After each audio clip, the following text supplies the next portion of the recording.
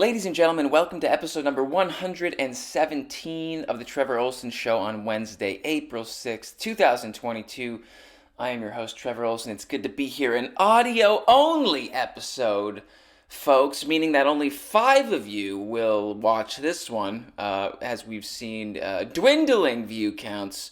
Now that the reality television show is over, we are coming back to normalcy with 3 of you enjoying the show. So, good way to stick around. Way to stick around. With no visual accompaniment. Accompaniment? Yes. No, I shot I was shooting a filming video on Saturday. That wasn't even a sentence. I was filming on Saturday for the Patreon episode. And it just cut out halfway through, and then it didn't save. And so I thought I'd have 15 minutes of footage. Folks, this has really been a steady decline.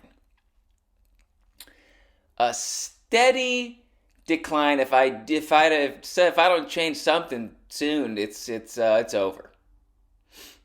It's over, folks. No, the good thing is I don't really care about this podcast as far as I just do it regularly. And I mean, I care. I do it every week. Wow, I can't. There we go. Sorry, I started smoking cigarettes lately. I gotta kind of clear out the black lung. What if I started smoking cigarettes and just developed a real, Tom Waits, raspy voice? Just started doing songs like him? Kind of neat. I heard a vocal coach once. He actually recommended as a tip, if you wanted to get a raspy voice, he's like, just smoke a cigarette and then go into the studio. I'm like, that's interesting. But yes, the good thing is I don't really, I care about this podcast as far as I like to do it. I enjoy it. I don't like anything else about social media, but I enjoy this, and I do it every Wednesday and Saturday. So an audio-only episode, folks, this week. I'm doing it Bill Burr style, baby. Bill Burr style. It's funny, you'll go to his channel, and you just see the same thumbnail over and over and over again. But anytime that there is a... There we go. That's better. That one did it. Anytime he actually does a video... say it's like him and Jim Gaffigan or something like that, then he'll get, say he has 65,000 views on an audio only. He'll get 1 million views with a video. So, I mean, he's got the resources to, do better than he is. I mean, he's already doing great. I'm not telling Bill Burr how to do anything. But if he did video, he'd obviously have more people paying attention. But I'm doing it his style this week, audio only, which I do prefer when I listen to podcasts. When I listen to Tim Dillon or Theo Vaughn or Andrew Schultz or Rogan or Chris Williamson, anyone, even if it's on YouTube, I specifically go to Spotify because I don't want to drain my phone's battery.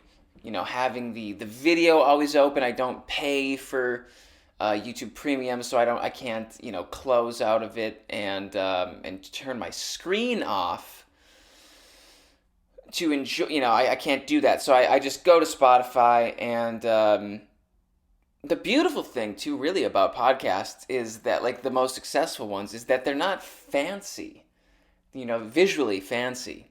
It's it's like what I do, which I just got from everybody else. From the podcasts that I like and listen to, it's one shot.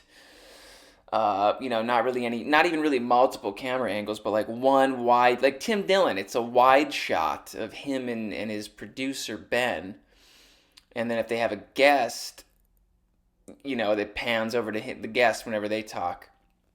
Otherwise, it's just Tim, and it's not even a great angle. It's it's on Tim and Ben, and so it's visually kind of shitty. I mean, they've got a cool studio, but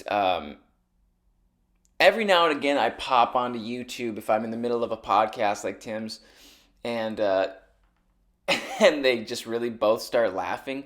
then I do want to see them because it makes it funnier for me. I think it's funnier to see somebody laughing. But even just hearing somebody laughing, it's back. It's contagious, you know? So the point being, folks, that with the three of you now listening, you're just listening, you're not watching. You've got the logo. The little Trevor logo. What's going on? How have you been? How have you been? I've been, wow, I'm sorry I keep coughing. What have I been up to? I'm painting again, folks, like a painter. I needed to make some extra cash, take care of my drug addiction, and, cover the expenses out here. And so the owner, my friend of the house, Kevin, he's like, hey dude, you know, there needs to be painting around there. He's like, I'll pay you some cash if you paint things. And I'm like, done done deal. So been painting the last couple days, just briefly here and there, because I'm trying to write every day, I'm in a great rhythm right now with writing songs. And I think, folks, it's because I'm doing like a bit of a new technique as far as like keeping momentum going. So typically I will when I write a song, I have like an idea or a couple ideas or whatever. But maybe like nothing's really like solidifying or really happening or really coming to mind quickly. And so typically it's exactly that. It's me trying to like just kind of fight through it and get a song. And then I write it from beginning to end. Well, I have found, for you songwriters out there as well, and writers and other creative people, that once I do get into the rhythm of writing songs, it's easier for me to write another song right after I've written one. Kind of like it's like talking to girls or like getting their numbers. Like anytime I've gotten a girl's number, it's like 10 times easier for me to walk up to another girl and get her number for whatever reason. And it's the same with writing songs. After you write a song, I find it's very easy to just write another one, or at least have an idea, because you're in a good state. You're in the right state psychologically and creatively, and you're flowing. So I have been writing a song, and then I will basically just write out another idea. So that way, the next day I come back, I already have an idea that I'm excited about, that, say I write half a chorus, or even if I write a first verse or something like that, just a small segment of the song. So I'm trying to, write a song pretty much every day, and then like a tenth of another song. So like 1 1/10 songs per day. And then that way, the next day I come back to it, I'm like, oh yeah, I'm like, okay, I've got this to work on. I'm not starting from scratch again. So this technique and this method has allowed me to keep the momentum going easier compared to, it's like coming to the table.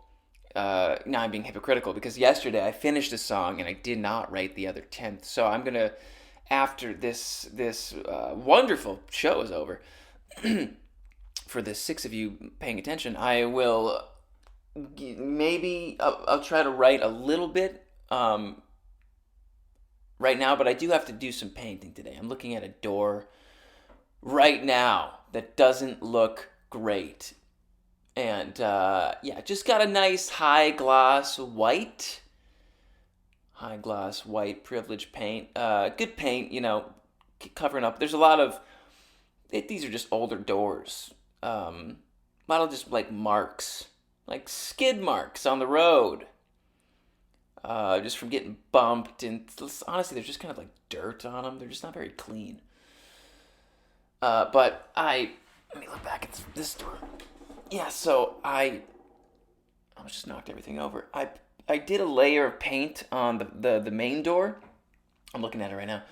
And I don't know what happened. Oh yeah, that's what it was. So at the bottom, there used to be a bunch of like foam padding stuck to the door on with an adhesive, and I did my best to scrape all of the foam off and get rid of all the adhesive with this spray, and I sanded it, and I did pretty much everything. But apparently, there were still some like little hairs left on the door, because after I finished painting the door, I looked at it like at an angle where the I could see it a bit better with the light, and it looked like the fucking golden retriever, like a dog had dove on it, with the paint. There was just hair all over the door. I'm like, oh my god.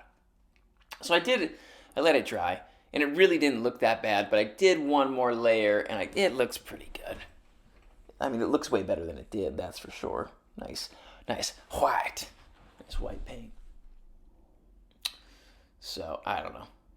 I'm just writing songs and painting, folks. Writing songs and painting. I had a great conversation yesterday, called up an old friend back in Michigan. I have found it extremely beneficial to keep in touch with friends back home for my own psychological well-being. It's been, because I talk to people every day out here at the gym, and doing at gigs and stuff like that. But I wouldn't say I have any close friends out here yet. I have a lot of acquaintances in a very short period of time. So I mean, that's cool. That's good. It's moving in the right direction.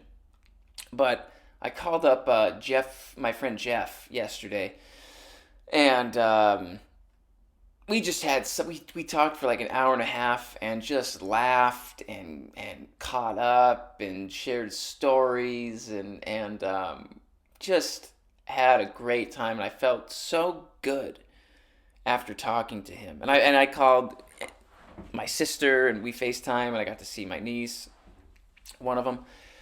And the other day I FaceTimed with my cousin for like an hour. It's been just really, really nice and good for me to, and I'm putting forth effort to make sure that I'm staying connected with everyone back home.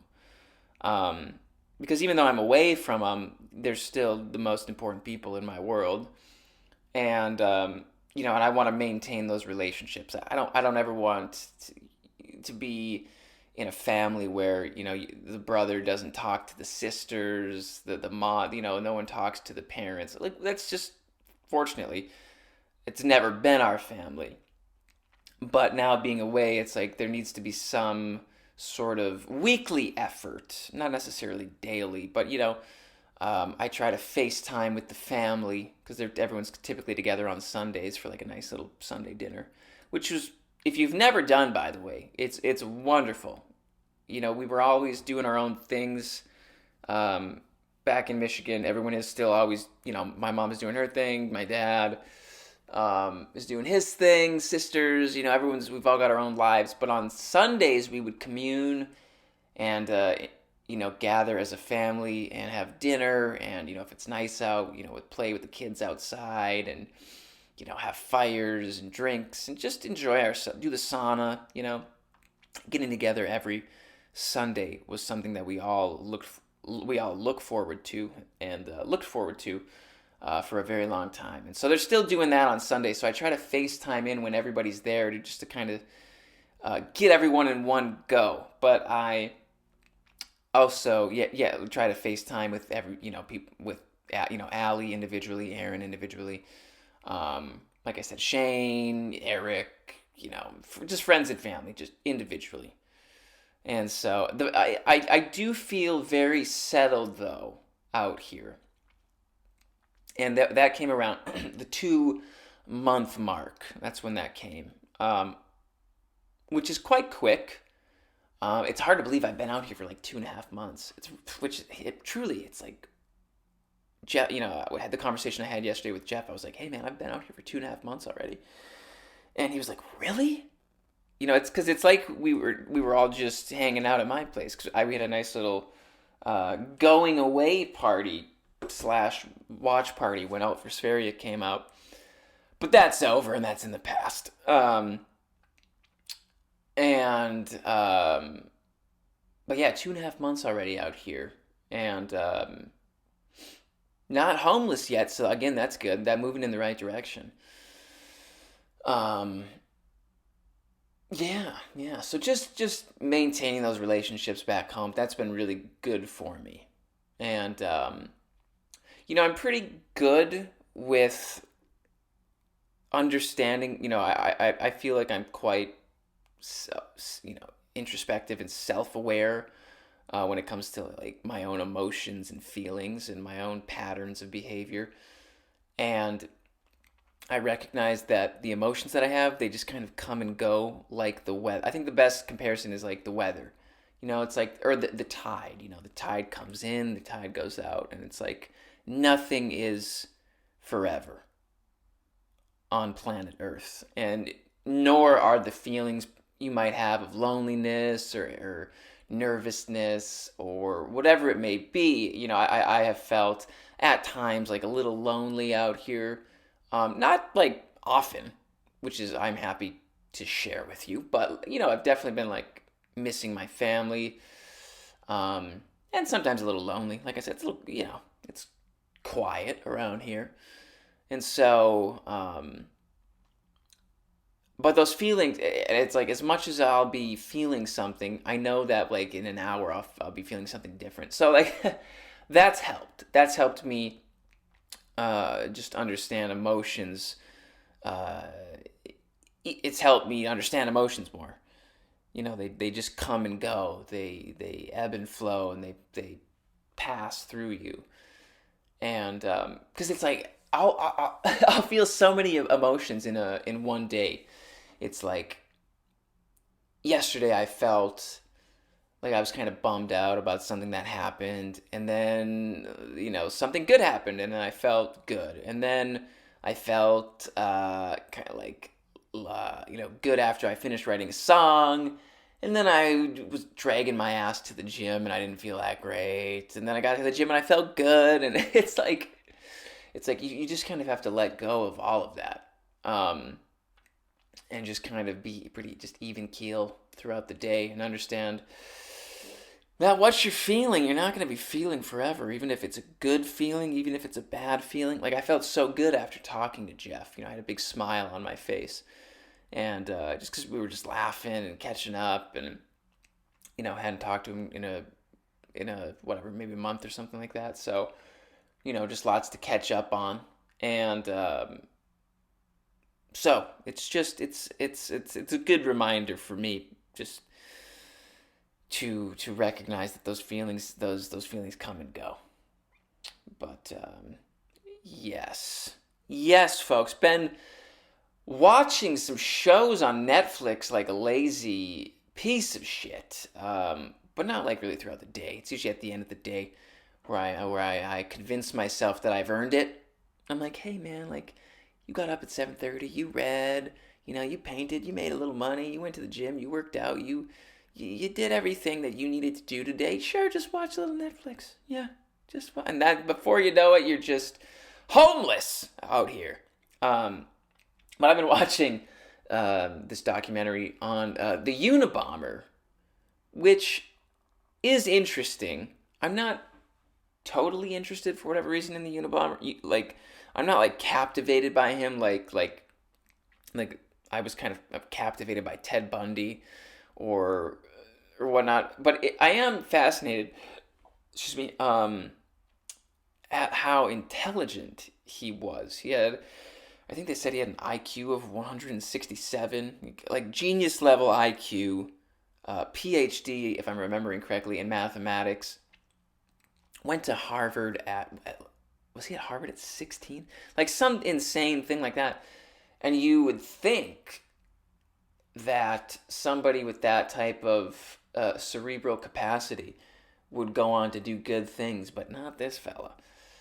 I'm trying to figure out like how he gets to the place where he ends up. He ends up obviously like he hates the system.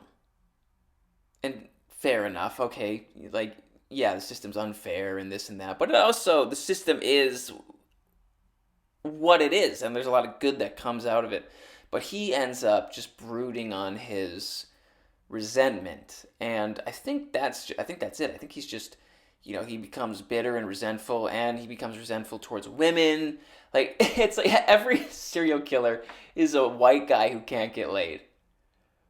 Truly, every serial killer is some sexually frustrated white male who's like, that's it, I'm gonna just kill everyone because he can't get his dick wet. Like it's most serial killers. It's most of them. They're like, Becky, she didn't return my phone call, and so I just decided to, murder 40 other women that had nothing to do with it. It's like, geez, man. It's like, go to eHarmony. Sign up on Tinder. I don't know. There's apps now. There's no need to resort to mass murder. You don't have to, you don't have to, chop bitches' heads off. It's a numbers game, gentlemen. Whatever, 7 out of 8 of them are going to say no, but the one says yes, great. Just keep showing up. Don't take it personally. If a woman's not interested in you, it's like 9 times out of 10, it has nothing to do with you. It's like she's just, like I just went through this. There's this cute girl at this church I go to. I was like, hey, we should grab coffee, blah, blah, blah. She knows I'm into her. And she's like, I'm just getting out of a serious relationship. It's like, that's all right. Fine. I get it. Whatever. And then again, it has like nothing to do with me. But if I was like these Unabomber fellas, I'd be, take it personal, and then I'd go out and, and have a vendetta against, the baristas at Starbucks. I'd start splashing the coffee in their face, be like, because you just end up hating women, I guess. You just don't take it personal, fellas. There's no need to, end people's lives because you can't have, just jerk off.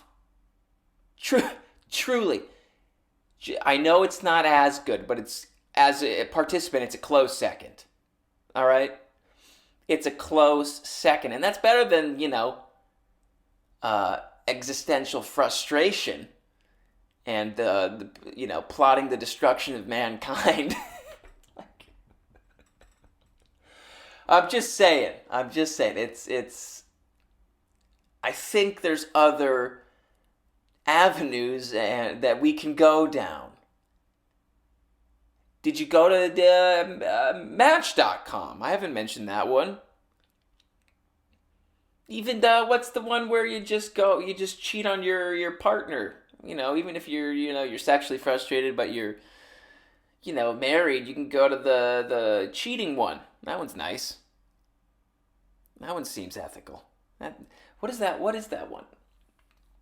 Just go to that one.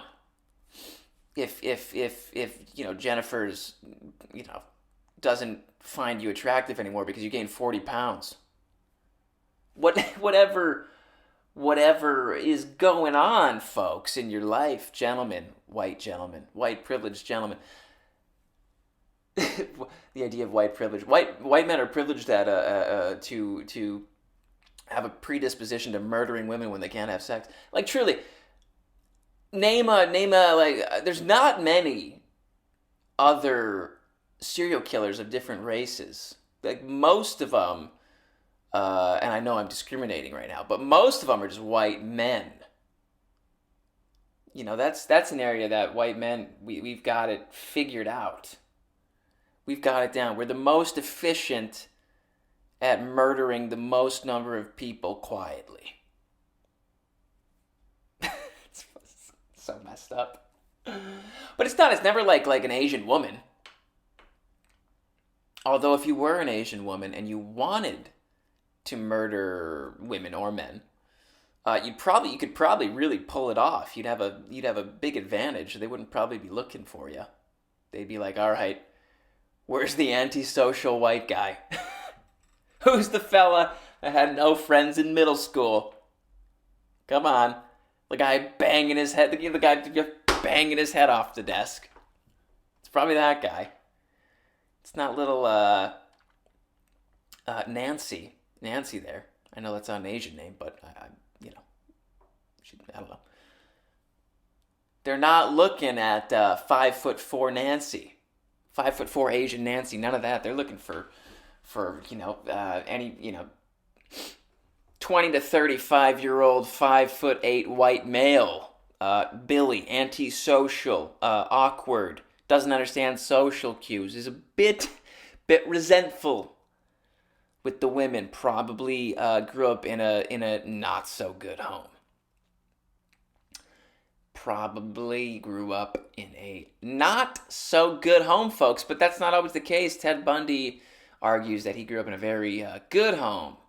He just blames porn. But I think he's abdicating his responsibility as murdering people. I don't know, folks. I don't have the answers. But the Unabomber is interesting. It's a shame what he did. But it's fascinating as well that he did it for so long. Like 17 years or something like that. That he was able to just continue experimenting. And I mean, I'd be if I had to live alone in a wooden cabin in Missoula, Montana, or wherever the Lincoln, Montana. I'd probably think about blowing people up too. 17 years in, I'm like, all right, that's enough. I just feel like there's other alternatives. Any alternative really would probably have been better. Like, I don't know. It's just when you end up just the conclusion, like the best conclusion is like, I'll just kill people. Like, that's lazy thinking. It's pretty late. Like, why not? I don't know. You just race horses. I could do anything. Do something meaningful that perhaps doesn't involve making women into lampshades. That's an idea. There's an idea, folks. No need to make Becky into a lampshade. Just, get a job that you kind of like. I don't know, go to the gym. Quite the answers, Trevor. Very insightful. You solved serial killers. Yeah, they just they didn't have jobs and they weren't working out. All right.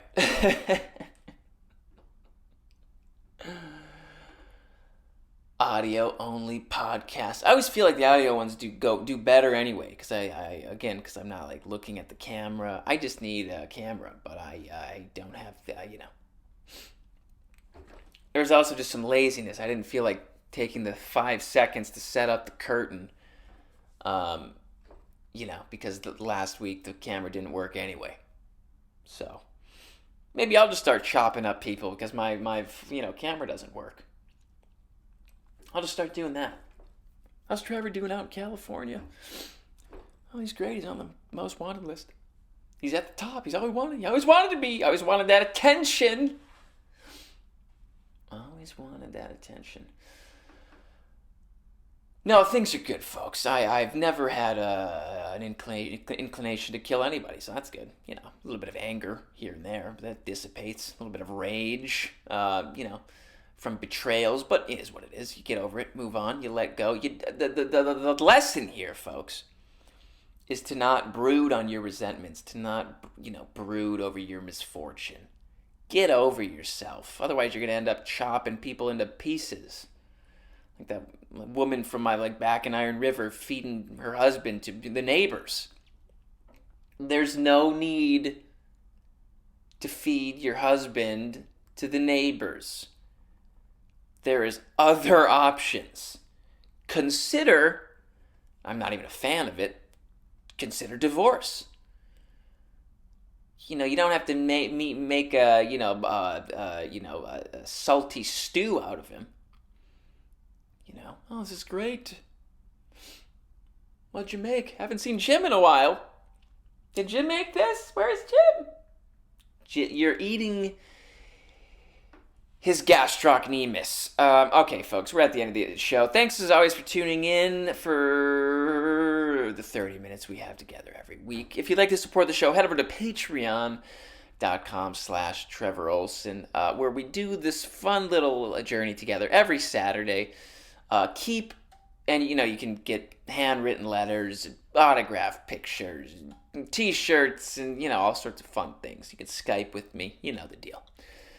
Keep doing your thing. Keep moving forward. Thanks so much. Don't feel the need to murder anyone.